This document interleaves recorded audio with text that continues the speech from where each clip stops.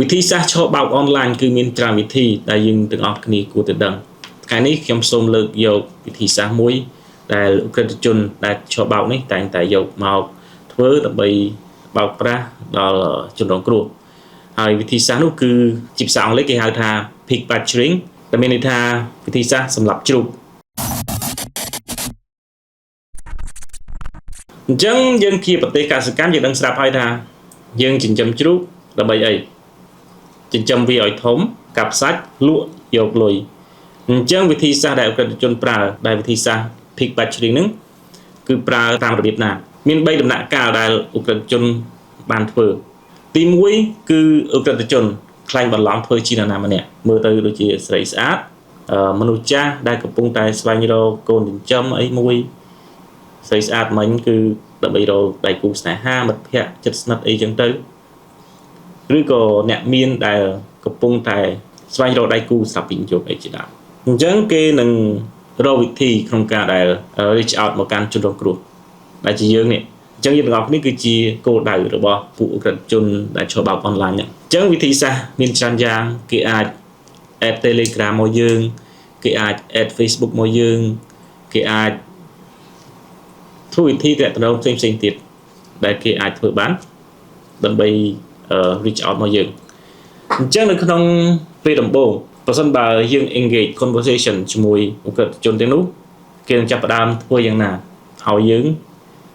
ជឿទុកចិត្តគេធ្វើវិធីអីក៏ដោយវិធីសាស្ត្រនេះឧក្រិដ្ឋជនគឺពួកគេមានភាពអត់ធ្មត់មែនទែនគេចំណាយពេលរាប់ថ្ងៃរាប់សប្តាហ៍រាប់ខែឬក៏អាចឈានចូលទៅដល់ឆ្នាំដើម្បីកសាងទំនុកចិត្តតាមរយៈអីបើគេដឹងថាយើងជាមនុស្សដែលឯកាយើងត្រូវការដៃគូប្រហែលជាគេនឹងធ្វើជាមនុស្សម្នាក់ដើម្បីធ្វើជាដៃគូជីវិតឬក៏គេដឹងថាយើងជាមនុស្សដែលស្វែងរកឱកាសអីមួយក្នុងការវិនិយោគឬក៏ស្វែងរកអ្នកណាម្នាក់ដែលមានទ្រព្យសម្បត្តិធ្វើជាមិត្តភក្តិអីជាដើមអញ្ចឹងគេត្រូវរកគ្រប់វិធីទៅតាមអ្វីដែលជាតម្រូវការរបស់យើងអញ្ចឹងគេនឹងចាប់ផ្ដើមសាងសង់ចាប់ផ្ដើមសាងសង់ទុកចិត្តជាមួយយើងនៅពេលណាដែលយើងទុកចិត្តហើយឧបមាថាយើងជាប់អតិថិគេហើយ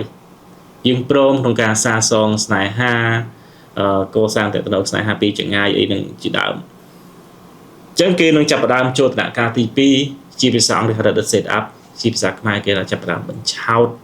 ឲ្យយើងបណ្ដាក់ទុនទៅលើអ្វីមួយដាក់លុយទៅលើគម្រោងអ្វីមួយដោយសន្យាថានឹងបាន high return មកវិញឧទាហរណ៍ដូចជាគេអាចណែនាំ platform មួយដែលដាក់លុយទៅបាន return មកវិញ 10-20% ក្នុងមួយខែអីជាដើមហើយនៅពេលនោះគេឲ្យយើងដាក់លុយសាកតិចតួច$5 $10គេនឹងឃើញលុយត្រឡប់មកវិញមែនណា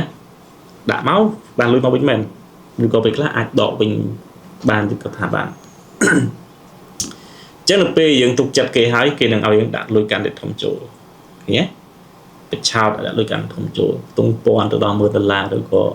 ពេលខ្លះមានលុយដល់លានក៏ថាបានអញ្ចឹងបន្ទាប់ពីយើងចាញ់បោកបញ្ឆោតគេហើយលងហើយជឿហើយគេនឹងចូលដំណាក់កាលទី3សម្លាប់យកតែម្ដងសម្លាប់នេះបានន័យថានៅពេលដែលគេទទួលបានលុយយើងហើយនៅក្នុងបរិមាណណាមួយដែលគេចង់បាននោះតំណែងផ្សេងទៀតបានកាត់ផ្ដាច់ឆាតក៏លែងឆ្លើយឬក៏ account ហ្នឹងត្រូវបានលុបត្រូវបានបិទអីជាដើមតាក់ទងលេខបានតែម្ដងអានោះគឺចូលដំណាក់កាលសម្លាប់ហើយទៅរកកន្លែងណាក៏អត់ឃើញដែរដូច្នេះតើយើងធ្វើម៉េចដើម្បីការពារខ្លួនកុំឲ្យខ្លាយជាជនរងគ្រោះនៃការឆោបោកអនឡាញប្រភេទសម្រាប់ជ្រូកនេះអញ្ចឹងទី1ឃើញអ្នកផ្លែកមុខដែលអេបមកយើងដូចជាស្រីស្អាតមើលដូចគាត់ស្អាតខ្លាំងអ្នកមានខ្លាំងអេបមកយើងដែលយើងអត់ដែលស្គាល់សោះហើយ account ហ្នឹងអត់មាន connection អីជាមួយអ្នកណាទាំងអស់ដែលយើងស្គាល់អញ្ចឹងសូមកុំ engage ទៅក្នុង conversation ឬក៏ទៅក្នុងទំនាក់ទំនងជាមួយអ្នកណាម្នាក់ដែលយើងមិនស្គាល់ឲ្យសោះហើយវិធីសាស្ត្រគេផ្សេងទៀតនៅពេលដែលយើង confirm ហើយគេនឹង message មករាល់ថ្ងៃតែម្ដងបើតាមបបផ្សោតដែលគេបានចែកចាយ ចឹងបន្ទាប់ពីឃើញចឹងហើយសូមកុំធ្លាក់ទៅក្នុងការចាប់ផ្ដើមសន្ទនាជាមួយពួកគេនឹងឲ្យសោះចឹងគឺមានតែប៉ុណ្ណឹងសម្រាប់ការបង្ហាញអំពីវិធីសាស្ត្របោកប្រាស់របស់ក្រិតជនអនឡាញទី1គឺ Pig Badgering Scheme ហើយសង្ឃឹមថាបងប្អូននឹងយល់ហើយយើងជួបគ្នានៅវីដេអូបែបនេះបន្តទៀតនៅលើកក្រោយទៀត